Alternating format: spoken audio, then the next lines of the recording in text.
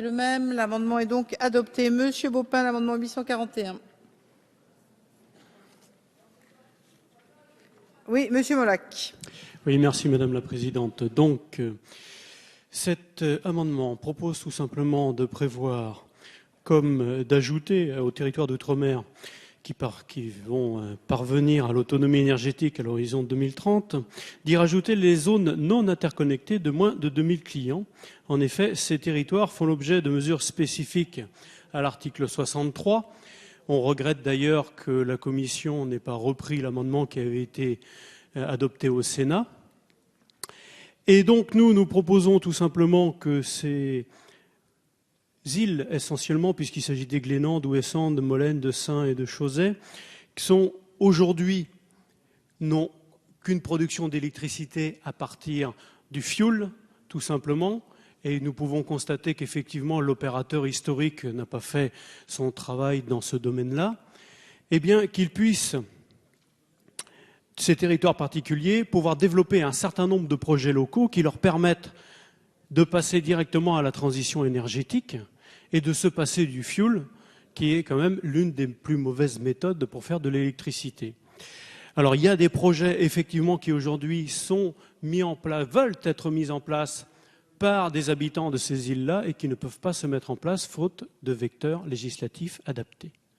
Donc cet amendement vise à ouvrir une porte. Il est insuffisant en tant que tel et c'est pour ça que nous aurions bien aimé que la commission spéciale ne retoque pas ce qui avait été voté au Sénat. Merci, Madame la rapporteure. L'avis de la commission, s'il vous plaît.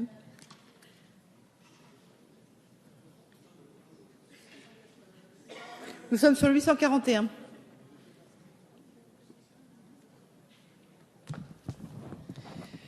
Alors, au-delà de leur situation de zone non interconnectée, les Outre-mer sont confrontés à un éloignement géographique vis-à-vis de l'Hexagone et à des situations climatiques, économiques et sociales très différentes. Cela explique que les règles élaborées pour l'ensemble du territoire ne soient pas adaptées à leur situation particulière. C'est pour cela que la définition d'objectifs spécifiques aux Outre-mer est une nécessité.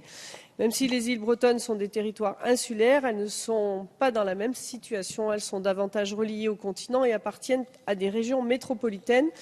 Mais on entend votre préoccupation et nous vous proposons de discuter cette question à l'article 61 qui viendra un petit peu plus loin. Merci, Monsieur le ministre. L'avis du gouvernement. Oui, le gouvernement partage l'avis de la rapporteure. La situation des Outre-mer et des territoires insulaires sont différentes et ne doivent pas être traitées dans le même objectif.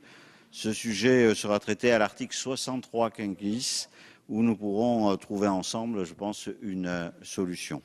Donc, en l'état, avis défavorable. Monsieur Molac, vous retirez au vu de ces explications. Pardon, Monsieur le Président Brotte.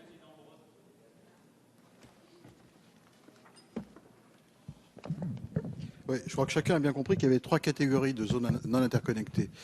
Il y a celles qui sont en toute proximité, celles que vous avez citées. Il y a celles qui sont très ultramarines, qui sont dans le texte, et il y a celles qui sont très ultramarines, qui ne sont pas dans le texte parce qu'elles ont la compétence énergie. C'est ça, Madame Barecht, je parle sous votre contrôle. Voilà. Et donc, on ne peut pas, dans un même article sur les fondamentaux de la loi, amalgamer tout le monde parce que les réponses, en aucun cas, ne peuvent être identiques. Ce qui peut être souhaité dans les zones de proximité, dont certaines peuvent être interconnectables d'ailleurs. Hein. Bon, à quel prix, ça se discute, mais en tout cas, c'est pas forcément impossible. C'est parfois la densité en population qui fait que le sujet n'est pas abordé. Mais la distance ne l'empêcherait pas compte tenu des technologies qu'on connaît aujourd'hui. Voilà. Et donc, ce qui est proposé dans la réflexion qui a été menée, c'est que dans le cadre, effectivement, de la PPE future, il y a un chapitre dédié aux 4 ou 5 îles que vous avez citées pour que des réponses adaptées, spécifiques dans le cadre de la PPE nationale leur soient apportées, puisque en effet, à la fois sur la question de la densité, sur la question des modalités de production d'énergie, où là on peut avoir des territoires à énergie positive parfaits, pour reprendre le débat que nous avions eu tout à l'heure, parce que c'est pas trop compliqué d'avoir autant de production que de consommation quand on a ce niveau d'habitants. Mais ne peut pas passer de l'ombre à la lumière ou de la lumière à l'ombre en 5 minutes non plus. Il faut bien réfléchir à comment la péréquation peut continuer à s'organiser, comment les opérateurs alternatifs complémentaires prennent bien des engagements durables et comment les opérateurs historiques restent en lien avec ces territoires sur lesquels nous comptons parce qu'ils font partie intégrante de notre territoire. Et donc le rendez-vous qui est proposé à la fois par le gouvernement et par la rapporteure, c'est que l'article 63, je crois que ce qui a été évoqué tout à l'heure, traite de la question de cette spécificité qui fera l'objet d'un chapitre spécifique dans la PPE nationale qui devrait être, Monsieur le ministre, je parle sous votre contrôle, effectivement voté dans un délai de moins d'1 an, normalement, hein, si on tient les engagements qui sont dans le texte. Voilà. Madame Duflot. Oui, je veux vous dire que j'entends avec satisfaction la piste que vient d'indiquer le président Brottes. Je voudrais rappeler de quoi nous parlons. Au départ, d'une initiative des Sénans, des habitants de l'île de Sein, qui ont aussi un projet de territoire. Ils sont 203 habitants. Molène, c'est 200. Les Glénans 5, Ouessant 893 et Chausette 30.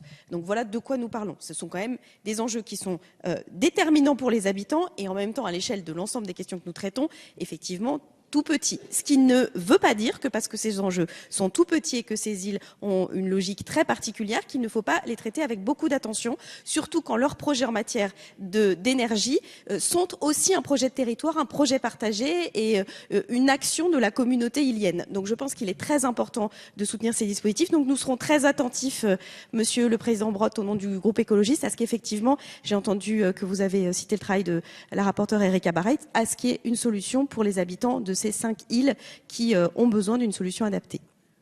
Merci. Et donc, dans l'attente, vous retirez, madame oui. Merci. Donc, l'amendement 841 est retiré.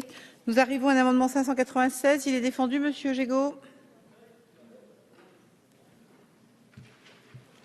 Oui, Madame la Présidente, Monsieur le Ministre, cet amendement vise concernant la méthanisation, à fixer des objectifs sur cette perspective et sur cette filière, des objectifs clairement définis. Je pense qu'il faut qu'on soit aussi précis sur cette question que le texte peut l'être sur d'autres filières d'énergie renouvelable.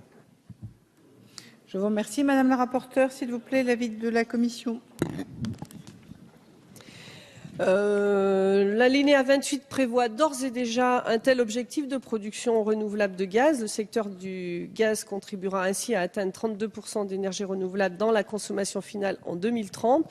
Donc l'alinéa 28 satisfait votre demande. Donc je vous propose le retrait de votre amendement ou alors un avis défavorable. Même avis. Même avis. Gouvernement. Je mets aux voix. Non, il est retiré. Merci. Nous arrivons à un amendement 754 de Monsieur Baupin. Plutôt un amendement de forme, mais sur le rapport qui est prévu donc